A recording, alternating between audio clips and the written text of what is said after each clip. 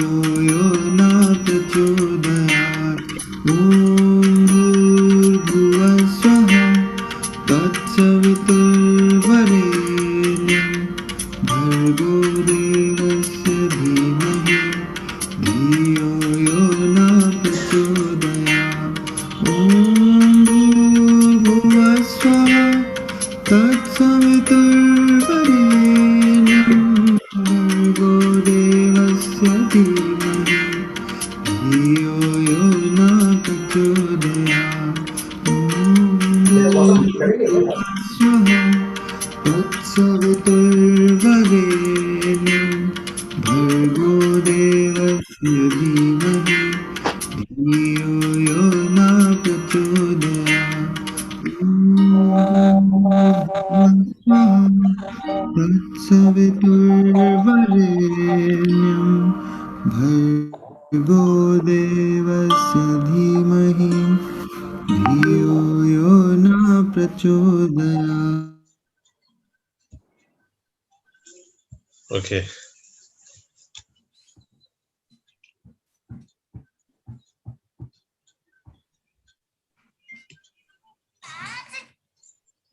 Good morning to respected Chief Guest Chef Neeraj Tyagi sir, Principal Sir, Professor Chef Anand Mittal sir, faculty members, and all dear students. I, Timish Best, final year student, got this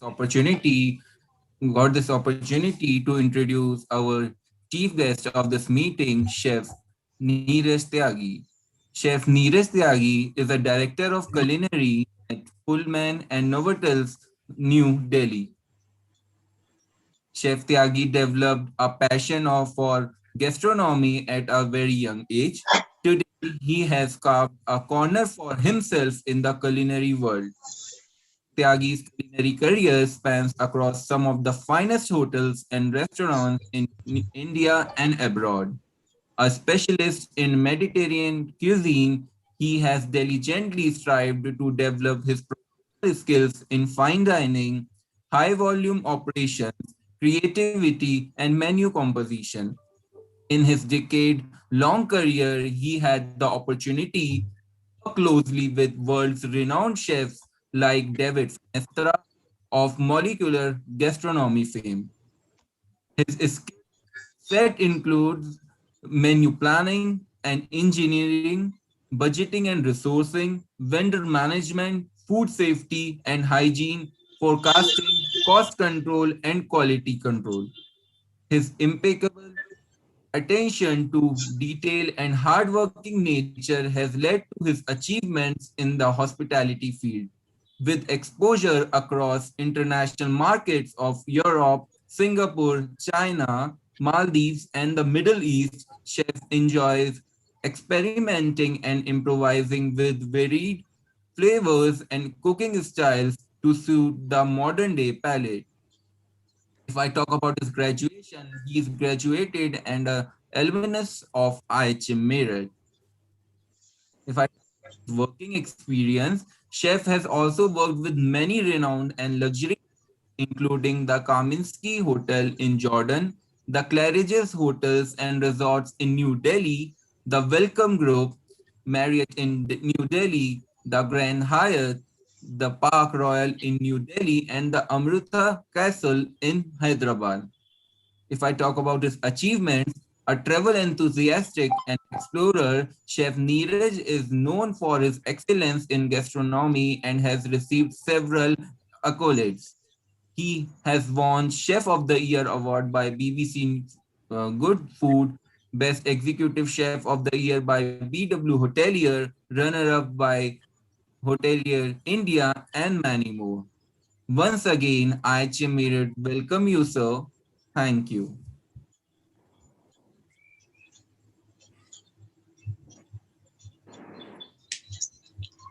Chef, the stage is all yours.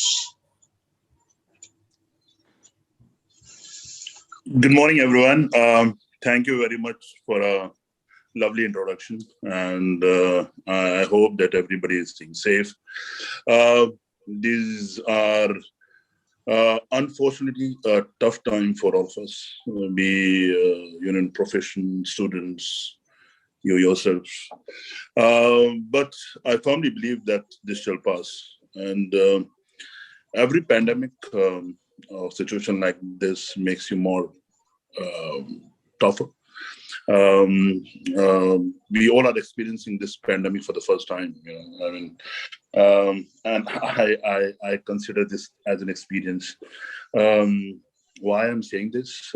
Because when you are in a situation like this, you tend to think something out of the box.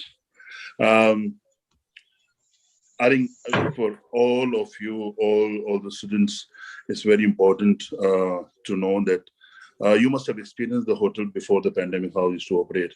But now things have changed, and things have changed drastically. Uh, but nothing to worry about. We are still. I'm working. I'm in my office. We have not a very high occupancy, but marginally fair occupancy. We have groups. FITs are very minimal because the international flights are not operational. We have domestic flights which are in operation. So we have a domestic FITs staying with us. Then we have few groups, and we can proudly say that we have a army group doctors who are handling this pandemic. And we are taking care of them. We ensure that they get good food. They've been taken care of well. So now, let me tell you what are we doing things differently. During this pandemic. So a core group of hotels, we have around roughly 5,000 plus hotels in all over the world. We have a major presence in Europe, China, and Middle East. We have around 38 brands of hotels, and so where I'm working right now, it's a complex. We have two hotels together, two brands. One is Pullman, which is a luxury brand, and then Novotel, which is our business hotel. So it's one of the biggest hotels in India. We have around 700 rooms, 6 F&B outlets, and 2 executive lounge. So it's fairly a busy hotel. Prior to the How do you manage 2 hotels simultaneously, chef? So I think it's very interesting, actually. So Pullman has a different SOPs and brand standards. Novotel has a different brand standards. However, there are few common areas like butchery, commissary, and bakery is common for both the hotels. Then we have 2 different teams. So it's fun, actually.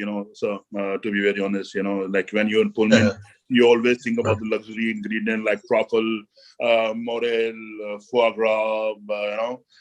When you go to Novotel, then you have to be very cost conscious. You have to see that your GOP is met, because the APC is lower in Novotel, and Pullman the APC is higher. So it's I think it's fun. The moment you enter into Novotel, you start thinking about the GOP, profitability, food costs. When you're in Pullman, you start thinking about the experiences. So it's good. It's good fun. I think this kind of combo is very unique, and it's only we have one in India. So yeah, it's fun. I have a very big team of 220 chefs, but currently, because of the pandemic, all the restaurants are shut. We are only operating in-room dining, and that's it. So coming back to what this pandemic has taught us is, all over the Accor hotels, we have this called all safe. So we have a all safe standard. All safe standard. There's a huge list to it. When it's come to receiving, you need to have holding, sanitization, training of the staff. There are around 108 SOPs to it, right from the check-in to check-out to room. In the kitchen, we have everybody has to wear a mask, gloves, social distancing in the kitchen, proper sanitization. All the, I think Harsh wanted to ask something. Am I Yeah, Harsh. You have raised your hand. Harsh, you want to ask something? Hello? No, must be a mistake. Okay. So yeah, so we all are learning, and every day, the moment we check in into the hotel, we enter into the hotel, we have to do a self-declaration about our own health. So there's a barcode which is there. Everybody scan the barcode and then do a self-declaration. Nobody's in a cafeteria, in the restaurant. We have social distancing. There's a lot of focus on immunity booster food. There's a lot of emphasis on localization, sustainable cuisine, because the import are not there. So we're not importing imported meats and fishes. Whatever we're doing with the local produce. I think that's a great initiative. There's also called carbon footprint. So we are ensuring that we are taking care of the environment. So there's a lot of things happening. Every day is a new learning, as I mentioned that we have the army group staying with us. We are into a lot of these CSR activities. So we are going, me, my team are going, and we are giving food packets to the corps who are maintaining the decorum, maintaining the COVID protocol. We are going to the hospitals, and we are feeding to the needy. I mean, that the relatives are there in the hospital. We recently went to the army-based hospital and just to boost the morale of the doctors and all the nursing staff. We have given them a refreshers. So we're doing all bit. I think this is the time where we have to really handhold each other. We have to really take care of each other. We have to take care of our family. We have to take care of the environment, and whatever small thing we can contribute to the society, and we should do that. So this is all safe. You go to any core hotel, you'll find this all safe standard certification, which is mandatory for all the hotels to operate. Apart from this, this is very important because right now the sentiments are very low. So it's very important to boost the morale of the team. What we are doing, we have started the vaccination drive for all our colleagues. We call them artists. We don't call them colleagues. Recently we have created an immunity booster kit, which we are giving to each of one of our employees. Somebody who's unfortunately got affected with COVID, there is a fund which comes from our corporate office, which is there in Singapore. So we financially we support all our colleagues. Then training, we are ensuring that all our artists, all our colleagues get trained. I think this is the best time because the business levels are not that great. So whatever time we have, we are putting the time for training our staff in regards to the food safety management system and all safe, which is our own model for pertaining to the pandemic. Then, as I mentioned earlier, that imports are majorly banned. So we are working on the cuisine, which is very local, sustainable. Recently, I did a research and we got amazing varieties of oils, which we are using, like moringa, flaxseed oil, So the point I'm trying to tell you is that, every pandemic taught you something. I think this is the time where we're reinventing the wheel. We are thinking what should be good for the body. And then there's a lot of chefs who are working on a lot of interesting ingredients, a lot of hidden ingredients which have never been used in our cooking. Yeah. So this is, if you have any questions, please feel free to ask. Yeah. Okay, before we move to the question answers, I would like to launch a poll. Chef, do I have your permission to launch a poll? Yes, sir, please. Okay. So this is a poll for all attendees, Chef Neeraj and all people on the panel won't be able to participate, but all the attendees should participate. They must give their vote. 3 simple questions. The first 2 questions are single choice. The last question is multiple choice.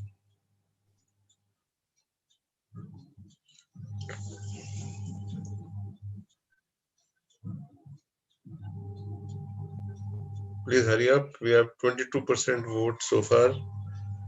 We would like the vote to reach to 80%.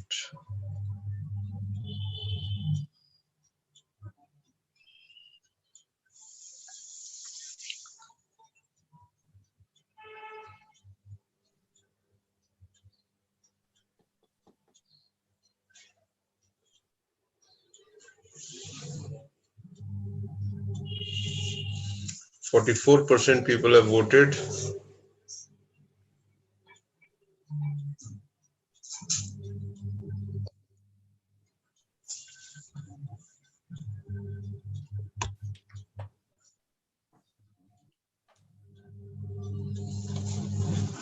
%52 people have voted.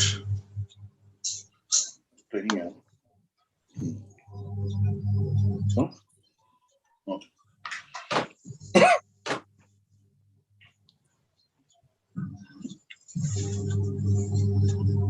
Okay, we'll please hurry up. Everybody must vote. We'll give it 5 more seconds before we end the vote. 5, 4, 3, 2, 1, and we end the poll at 72%. I'm going to share the results with Chef Neeraj and all the attendees. 3 questions were asked. The first question is, which year did Chef Neeraj Tyagi pass out from IHM Meerut? The correct answer is 2000. 31% people replied correctly, 2000. The second question was, in which cuisine does Chef Neeraj Tyagi specialize? 62% said Mediterranean, and that is correct, even though Chef Neeraj has a very good hand in Indian and French cuisine. And the last question, which is a multiple choice question, which hotel is he the director culinary for? And 46% said Pullman, which is spelled wrongly, I'm sorry, and 54% said Novotel. Correct. Majority said correctly.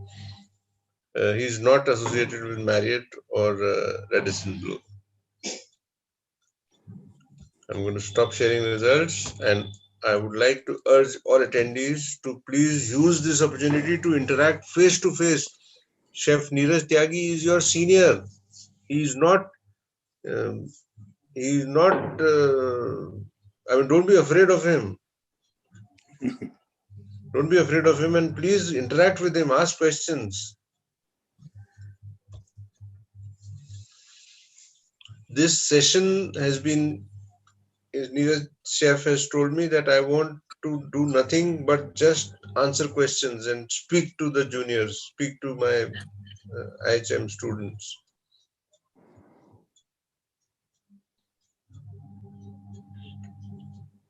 Okay, before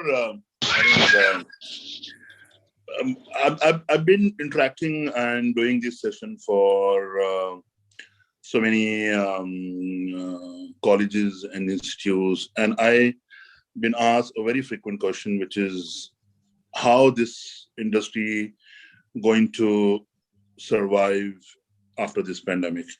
What are the opportunities, whether the jobs are be there, whether the new openings will be there or not.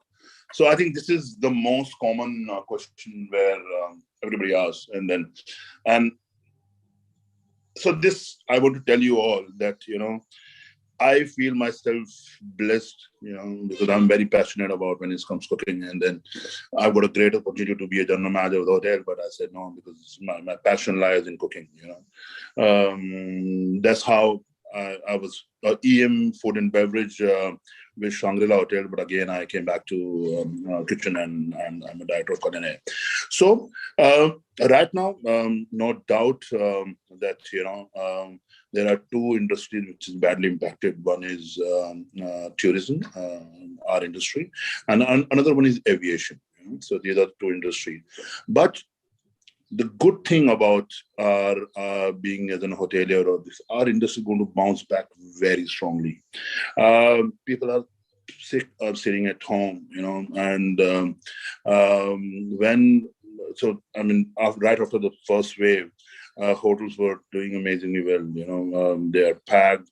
Restaurants were doing good, but unfortunately there was a second wave, and this is uncertain. This is what experienced in the earlier pandemic, that there are three ways.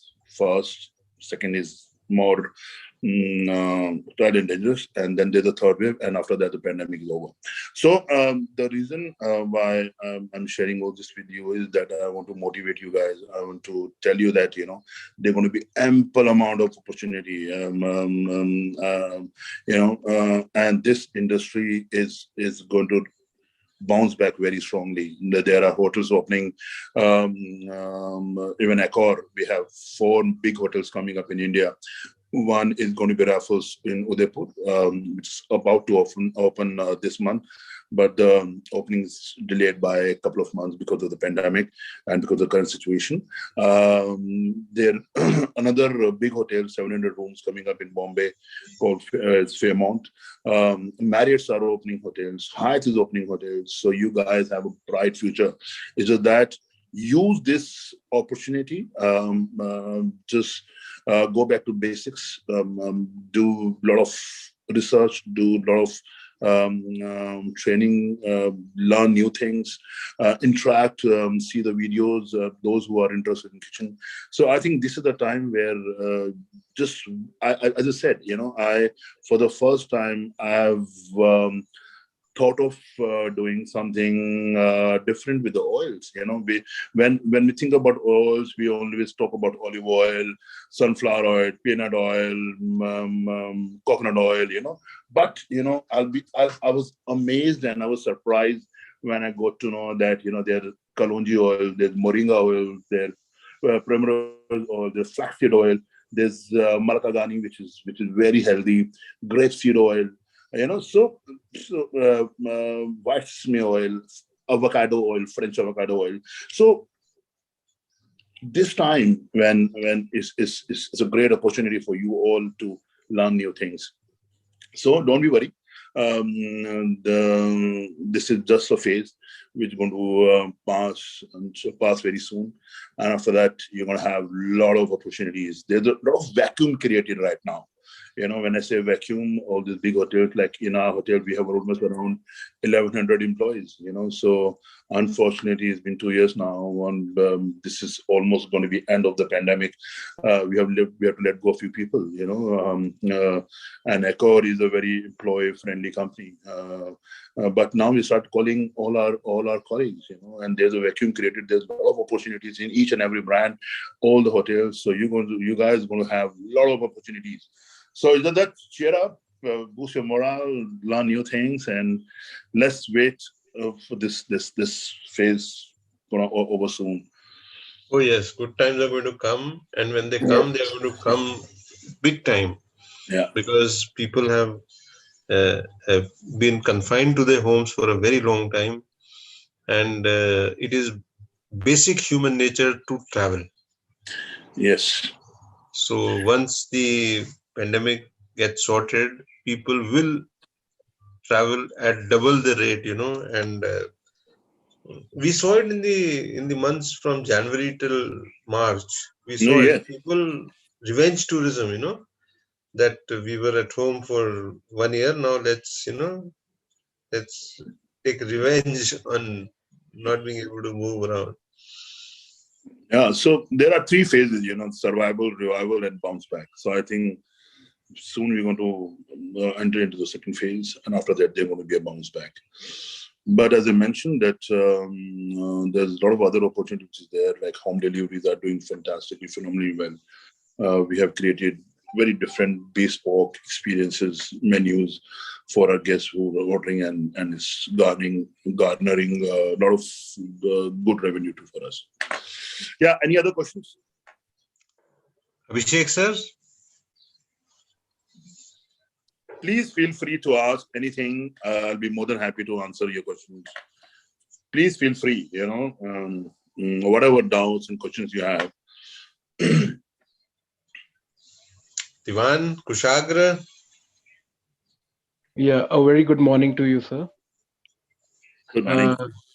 Actually, sir, I'm a student of a first year from Okay. IHM Marathon only, and I just want to ask that upcoming months we're gonna deal with our ITs, industrial trainings. Yeah. So the hotels are taking for the ITs and all. Okay. So what's happening because of the low business level. Everybody's saving on the payroll. Most of the hotels are surviving on the ITs. The interns, and the positive side of it is since we have a lesser workforce, the kind of exposures ITs and interns are getting is phenomenal. I've never got an opportunity to go into the guest room and serve the food. I've never got an opportunity to be there on the live station. So I think this phase is again very good, with a great opportunity for all the interns and ITs who are going to the hotel. They've been exposed directly to the customer, and the learning is phenomenal. Coming back to your question, yes, we do have ITs. We have around 175 ITs interns working in both the hotels, but we have just given a break to all of them because right now the situation is a little grim, but we're going to call them soon. I think maybe next month. So, but hotels are majorly relying on ITs, interns, and they've been getting a great exposure. Thank you so much, sir. Thank you so much.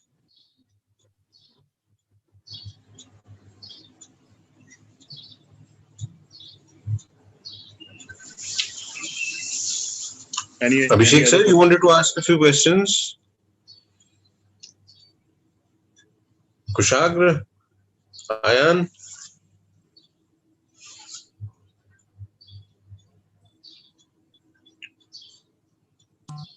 Chef, good morning, Chef. Good morning.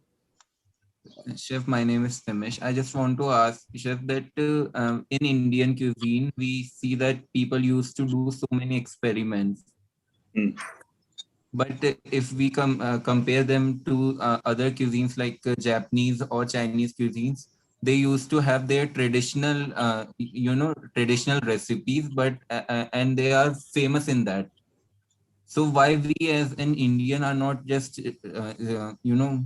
staying on our traditional recipes? Why we are so experimental? Okay, I think very interesting question. I must say, see, innovation and experiment is the core sense of our industry. Yes, it's very important to get our basic right first. As you rightly mentioned, Indian cuisine is very traditional. Japanese cuisine is very traditional. What is the latest trend right now? The latest trend is if somebody asks me that what kind of cuisine you want to introduce to India, I will say Nikkei cuisine. So Nikkei is a cuisine which is a blend of Japanese and Portuguese. That's a Nikkei cuisine. But I'm a very firm believer of serving authentic food, authentic ingredients, authentic recipes, and like when for example, if you want to have a butter chicken. Butter chicken is butter chicken.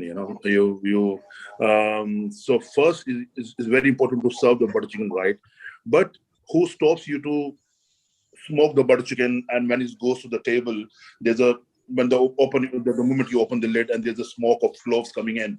So that's the innovation. This is how you serve authentic recipes, but in a different style, but yes, can't play around too much, with all those legendary dishes, all those authentic traditional cuisine. Chinese, for example, I when I was in Shangri-La, Chinese is supposed to be very rustic, very traditional cuisine. But what we did differently, there's a restaurant called Shank Palace, which I opened. So we add little fun to the whole dining experiences.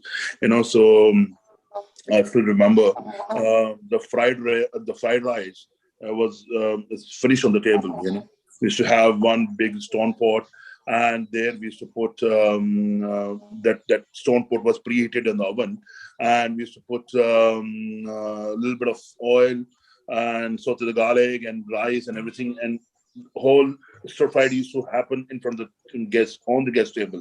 So that is innovation. But end of the day, it's authentic fried rice made with authentic ingredients.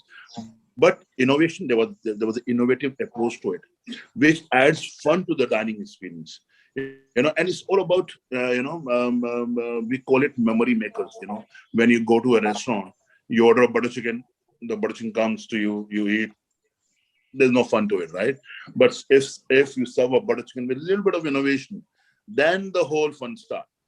And our industry is all about creating those memories, and how you can create those memories with the innovation. But it's very important to serve the butter chicken right. It has to be authentic butter chicken. Butter chicken sounds very simple, but there are only few restaurants who can get the butter chicken right. Yes. Yeah, I hope I have answered your question. Yes, chef, definitely. Thank Great. you.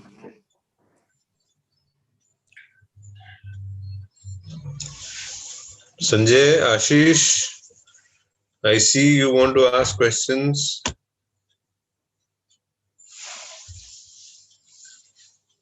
Please feel free. No matter. I'm sure there must be a lot of questions and doubts in your mind. So please feel free to ask.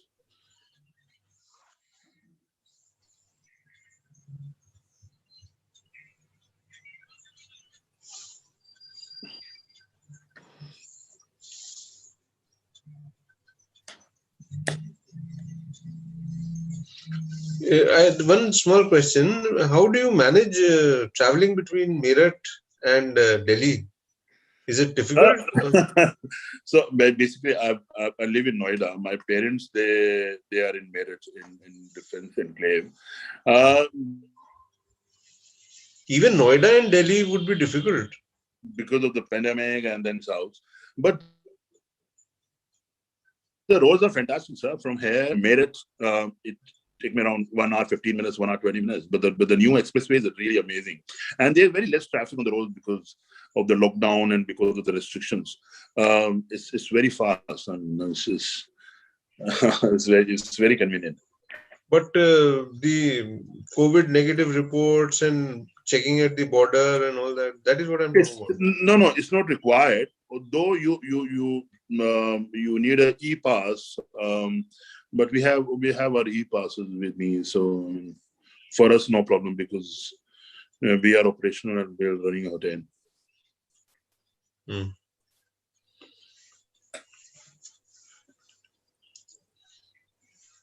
So I was telling the students that you have a morning meeting at 10 o'clock. Yeah, so we generally have a virtual meetings.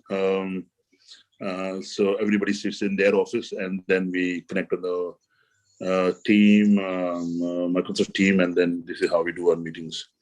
And even the trainings and my interaction with my team is all virtual. So this is the new learning because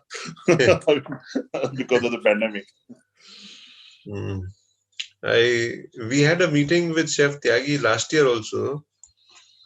And last year when we had this meeting, he was sporting a mustache. I was about to ask, where is the mustache now this time? Yes, I just kept it for some time. Yeah. But you were looking very smart in the mustache. Oh, thank you very much, sir. Thank you. Would you like to see some excerpts from the previous meeting? Yeah. Last year, I'll have to search them.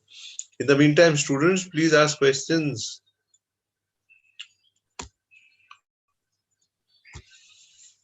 It is a great privilege for IHM Mirror to have Neeraj Tyagi on call. The pleasure is all mine, sir. I think if you don't have questions, I have some suggestions for you people. As I mentioned, that this is the time. Please, for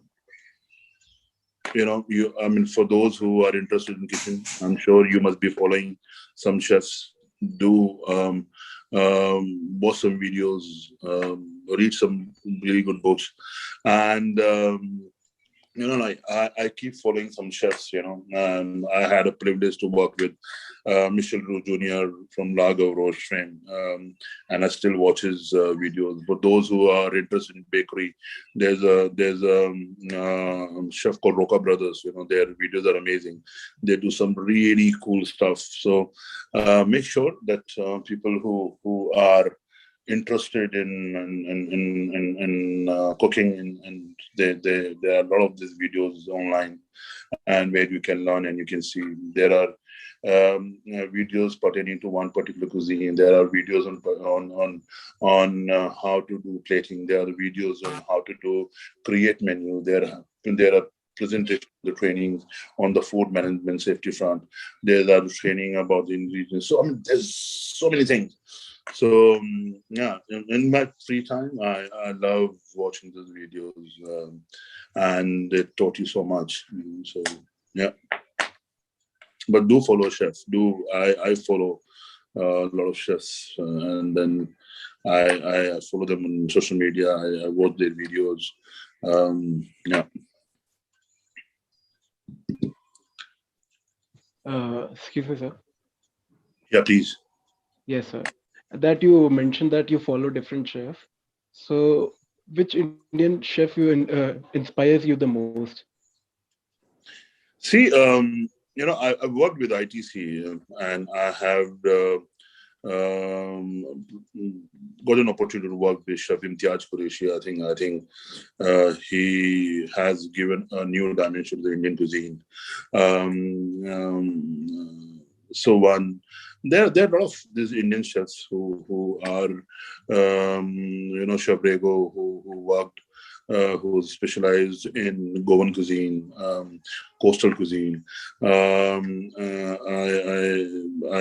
like. I keep following him.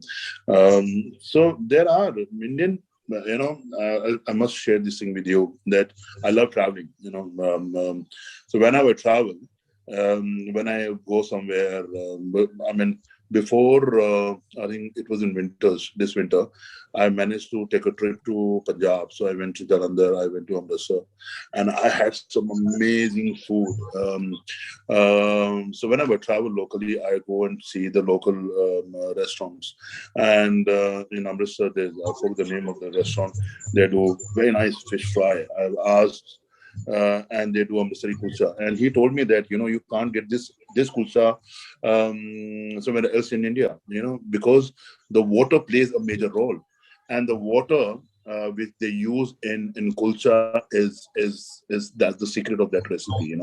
So whenever I travel, I try to experience the local restaurant, the local dhabas. I went to Lucknow, and I tried those galoti kebab, so tunne ki galoti kebab, and there's a beautiful story to it. So whenever you travel, make sure you experience the local cuisine, you experience the local culture, and this is how we learn.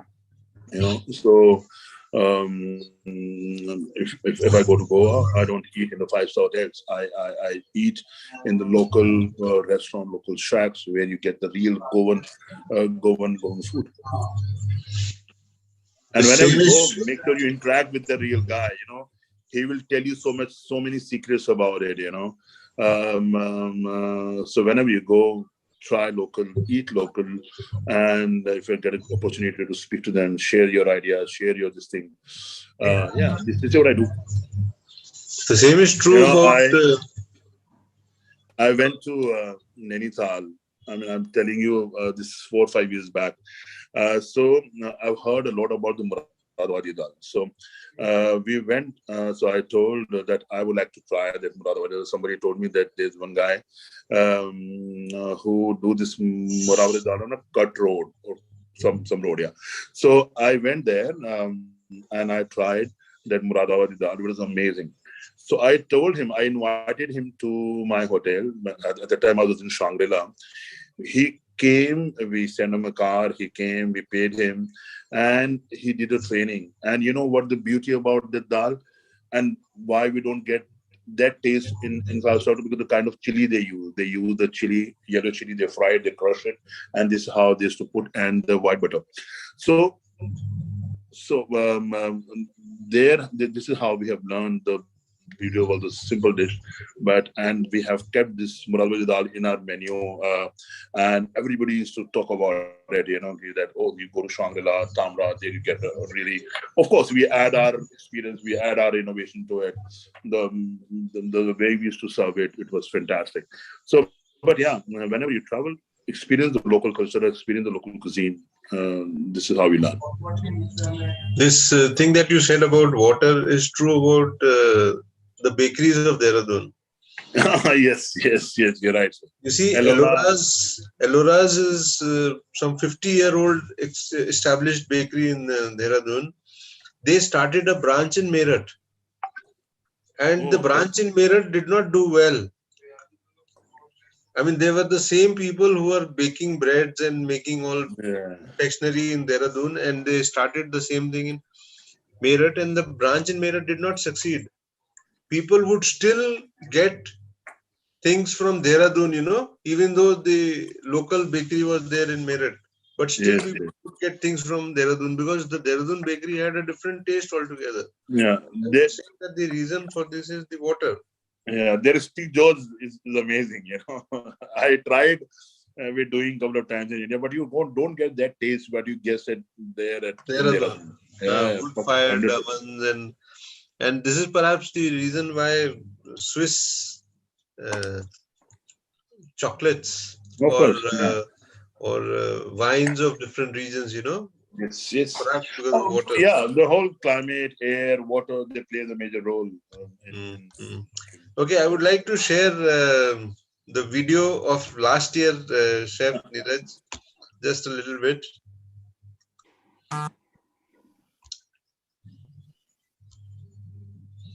So last year, this is what he looked like. No, you're busy, so. Thank you very much, sir. I would like to thank IHM Merit, you, all my fellow IHM students for giving me this opportunity. And then, it was great seeing you after so many years. Friends, I just want to take you all from where I started. I started from our own IHM Merit. Those were the wonderful experience of my life, and then I had a great foundation. And again, thanks to IHM Merit, all my teachers, faculty, everyone. From there, I passed out in 2000. I joined IHM Merit in 1997. At that time, it used to be there in the Kent area at 11 area lines, if I'm not wrong. So I took admission in 1997, passed out in 2000. When I started my career, there were very few five-star hotels. So I tried hard. I was very clear on my thought that I want to become a chef. And I tried. Actually, I got an opportunity to work in the four-star hotel to start with in Hyderabad. I joined there as a management trainee. I was there for 1 year. And then I came back to Delhi. I joined Park Royal group of hotels as a commie. So again, I started from the lower rank, and then I was there for almost a year and a half, and then I was a part of Grand Hyatt, Hyatt group of hotels. From there, I went to Marriott. From Marriott, I joined Claridge's. While I was in Claridge's, I traveled. I went to Singapore. I was in London for some time. I opened Italian restaurant with one of the very famous chef called Gennaro Vito. He's a Michelin Gennaro. star chef. Wow. Gennaro Vito, yes. Yeah. So I was with him. So with him, I opened a fine dining Italian restaurant called Truffles, which was just behind the Harrods. So I was there for 2 years, and then I came back again. I was in Claridge's for some time. In 2015, 2014, and I moved to Jordan.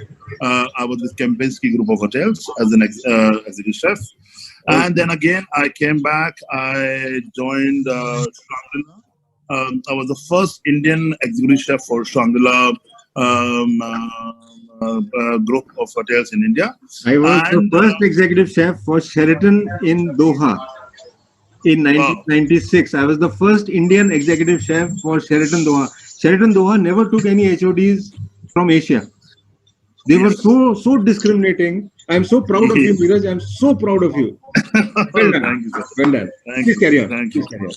And from there, I launched uh, five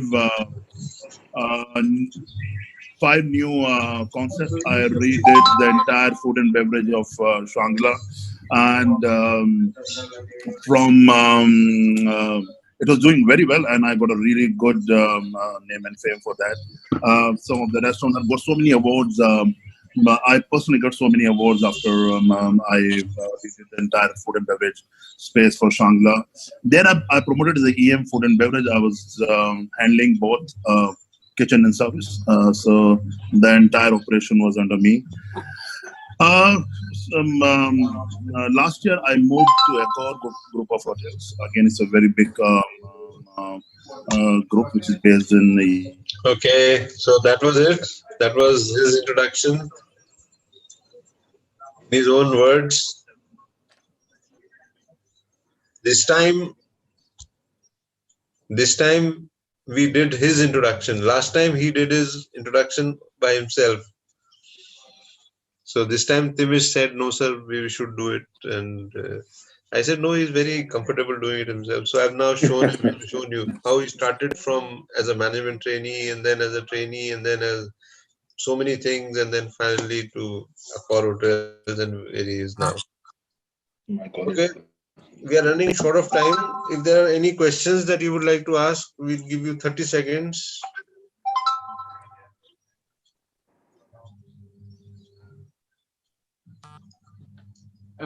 Excuse me, sir. Yes, please. Yes. So, what do you think is the most challenging ingredient you work with? Well, I mean, so the most challenging. I think there are a lot of ingredients which are interesting ingredients which I've used. I'm a big fan of mushroom, be it morel, be it truffle, be it shimaji, be it oyster. I love mushrooms. Be it porcini. So I think you asked me about the most challenging ingredient is. I don't see any ingredient which is challenging. I think I always have a very huge respect for any ingredient because the ingredient makes your dish beautiful. It's all about if you're doing a authentic traditional cuisine, is you have to use the authentic ingredients. But yeah, the most challenging part is truffle, white truffles, because this is one of the most expensive ingredients. White Good gold. white truffle cost you around 5 lakh to 8 lakh rupees a kg, and they have a shelf life of just a week, 7 days. And you have to really take care of that ingredient. The moment it comes, you can't wash it. You have to just brush it because they are grown under the soil. There's a sniffer dog which find truffles. So the moment you receive truffle and the moment you open the packet of truffle, you can smell your truffle in the entire hotel. It's such a delicate ingredient. You have to really take care of it. You have to brush it, take out the sand, and if the moisture comes, your truffle goes. So it's such an expensive ingredient.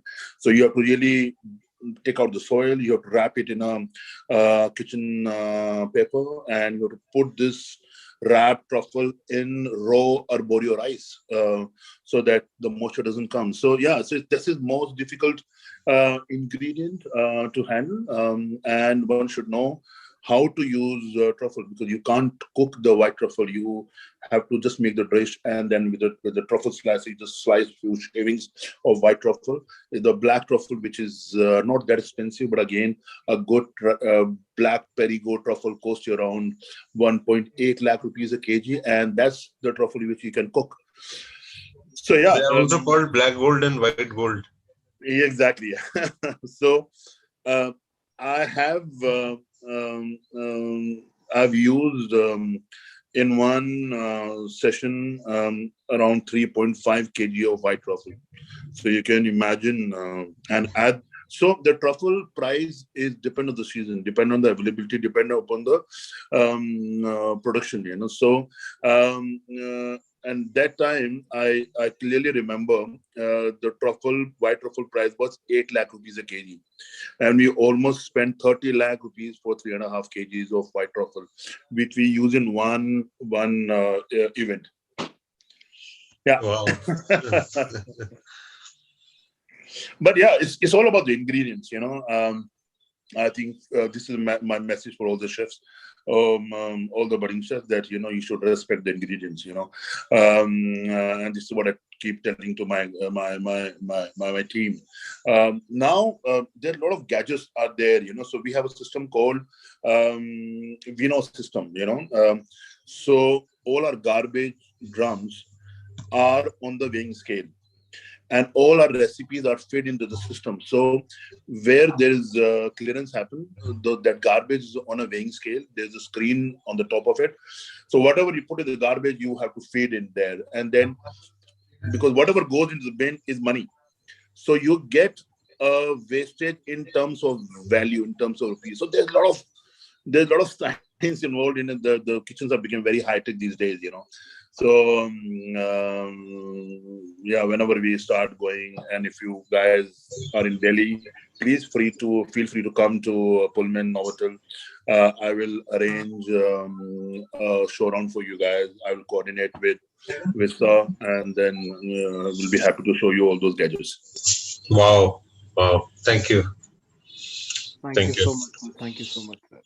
One of the challenging ingredients which I found in my career was lobsters. Now, the trouble with lobsters and crabs is that they have to be cooked alive, and they have to be cut alive. So, in one day when I was in Doha, in one day I cut 150 lobsters, and I cooked the 150 lobsters, and I put them in their shells, and I garnished them with cheese, and I baked them, and then I froze them, because you cannot keep lobsters in the kitchen. You have to Yeah. dispose of them. And since we were in Doha, and since we didn't have so many orders, we get around 12-13 orders in a day. So what we did was we bought 150 lobsters, and I did it, personally. And it is so difficult to cut the skin of the shell of the lobsters, so difficult to cut with a knife. So we had ordered special scissors, and those shears, we call them shears, lobster shears. And with those shears, it was so easy to cut the shell. And but it was, I would say, I still remember that day, when I was surrounded by 150 lobsters, those huge ones, and each one of them was alive. And you had to cut them while they were alive, and then immediately boil them, and then make sauce and stuff. Lobster thermidor. Yeah, it's a very classical dish, very traditional Classical. dish. Yeah. And yeah, so unfortunately, what we get here in India is not a lobster; it's a crayfish. The lobster had got the claws, So sir is talking about that lobster. Yeah, that lobster with the claws, With the claws, if you put your finger, if you put a pencil in the claws, it will snap the pencil into two. And the funny thing about lobsters is this claw that it has, you can just put a rubber band on it and the lobster will not be able to break the rubber band. So it can, this force of clamping is very high, but the force of unclamping is zero. And the second good thing about lobsters is when you flip it, usko ulta kar denge, so it will go to sleep. So how do you cut a lobster when it is alive? Is you flip it. When you flip it, it goes to sleep. And when it goes to sleep, you can cut it and you can do whatever you want. And the other funny thing about lobster is that you cannot store lobster. You cannot, like fish, you can keep alive by putting it in water. But lobster, you cannot keep alive by putting in water because it dies the minute you put it in fresh water. Yeah, it has to be sea water or salted water. It has to be sea water. Otherwise, it will stay alive outside the water for 1 or 2 or 3 hours. But the minute you put it in fresh water, it will die. So very funny thing. And the other thing, like Chef Neeraj said, was mushrooms. Mushrooms is also very close to my heart. You perhaps, Chef Neeraj knows or perhaps doesn't know that there are over 2,000 varieties of mushrooms in the world. And actually there are many more varieties of mushrooms, but there are 2,000 varieties of edible mushrooms in the world. 2,000 varieties of edible mushrooms and cheese. These are wonderful subjects. These require a lot of expertise and experience and knowledge. And so about mushrooms, the interesting fact is that there is a thing called mushroom hunting.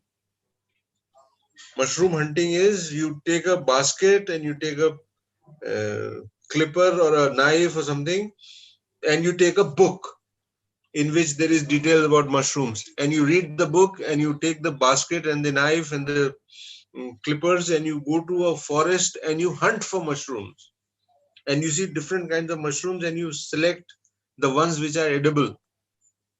So this is a very not very popular sport of mushroom hunting. Did you know about this, Chef Neeraj? Yeah. So I mean, like truffle also, you have trains. Truffle also, truffle hunting. You take a dog. Yes. You take a truffle dog. Yes. So we did all this when we were abroad. In India, mushrooms and all you get from the supermarket, but the real mushrooms, the wild mushrooms, and you make one mistake and there'll be food poisoning in the hotel. So you have to be very careful and you have to read books and select carefully. Okay, if there are no further questions, we would like to put an end to this meeting. 30 seconds. Ayan, I want you to ask a question. Muhammad Ayan has Eid tomorrow. I wish all participants a happy Eid. Yes. Yeah. I think we should proceed with the vote of thanks. Sir, I have a question. Yes, Rishabh. Sir, please recommend some good books like for the recipes and for the technical terms. So, I mean, there's not one particular book. It all depends what you want to learn, what you want to research. There are, I think, it's everything is online these days, so you don't have to go to buy a book, You rather, select a subject, and there are a lot of these online courses which is there. There's a very it's all depend what you want to learn. As I said, if you want to learn Indian, then there are a lot of good authors which have written good books. Mr. Rocky Mohan has a fantastic book on Kashmiri Wazas, Wazuan cuisine.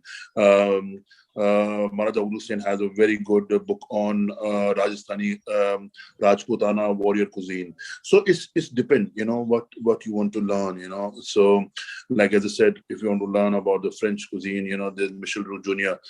Who has amazing books. If you want to learn about the ingredients, there's an entire book on Borough Market, which is there in London.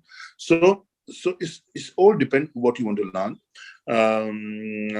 I will share my number. I will send you some links, online links, which you can go and you can Google and you can see it on YouTube or this thing. So I mean, the best part about our profession is there's so much to learn. After spending almost 2 decades, almost 21 years, 20 years in this field, I still think that, I've only managed and gathered to take only 15-20%. There's 80% which is left, which I have to learn. And yeah, so there's so much to learn. Every day there's something or other thing. When people are doing so much of research on food, so this makes our job very interesting, and this is what I like about my profession. Thank you so much. Rishabh, we have some very interesting books in our library when we go. And last year we added about 824 books on cookery alone. 824 books on cookery alone. So if you are really interested in reading, you must make library your second home. In fact, that reminds me of a very interesting saying. A small story. Once upon a time, this is a real thing. So this fellow, he won a lottery of so many pounds, so many million pounds or something. And the reporter went to him and said, "Sir, now that you won such a big lottery, what will you do with the money?" So the man said, "See, I don't have to work for the rest of my life now. I have enough money, and I would like to spend the rest of my life in a library. No. I'll go to a library and I'll make it my home, and I'll spend the rest of my life in a library." So that is the kind of a place the library is, and the library. So Rishabh, all the best with making a home in the library. Thank you, sir. Thank you, sir. There's series of culinary books, which is available in the market. But I'll share you some link, so maybe we can refer to that books.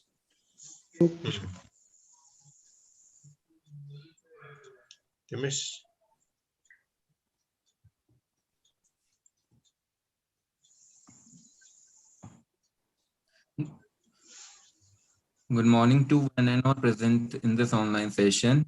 I, Timish Vist, final year student of IHM Meerut, got this opportunity to express my sincere gratitude and would like to say special thanks to our respected chief guest, Chef Neeraj Tyagi, for taking out his valuable time from his busy schedule and guiding and motivating our students. Secondly, I would like to say thanks to our Honorable Chairman, Sir, Secretary Sir, Joint Secretary Sir, CEO Sir of IHM Meerut for their motivation, guidance, and their blessings on us. Then I would like to express my sincere thanks to our respected Principal Sir, Chef Professor Anand Mitra Sir, and Dean Sir, Professor Sanjay Kashyap Sir, for arranging such a wonderful and enriching online session for all of us. And this online session is only be possible by their able guidance and motivation. Last but not the least, I would like to say thanks to our faculty members for their coordination in this online session. Before ending, I would like to again highlight the key points of the speaker. Promotion of local ingredients in this pandemic, supporting and helping the staff in health and safety in this pandemic. Opportunities are there. The thing we need is patience. When you travel somewhere, try to explore local areas and local cuisines. Once again, I would like to give my special thanks on behalf of IHM Meerut family to Chef Neeraj Tyagi for taking out his valuable time and motivating us. Thank you so much, sir. Have a wonderful day. Okay. Thank you, everybody. Before we end the meeting, I would like to do the national anthem. Please stand up, everybody. And here. अधिनायक जय हे भारत भाग्य विधाता पंजाब सिंध गुजरात मराठा द्राविड उत्कल गंगा विंध्य हिमाचल यमुना गंगा उच्चल जलधि तरंगा तव शुभ नामे जागे तव शुभ आशीष मागे गाहे तव जय गाथा जन गण मंगलदायक जय हे भारत भाग्य विधाता जय हे जय हे जय हे जय जय जय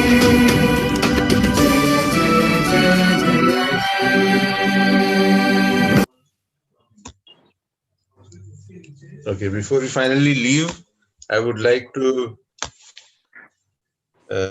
say that please stay safe, stay at home, don't move out of the home unless it is very important. Wash your hands properly, sanitize them, and wear the mask always. Thank you, Chef Neeraj, once again, and may God bless all of us. Bye-bye. Thank you very much. Thank you. Be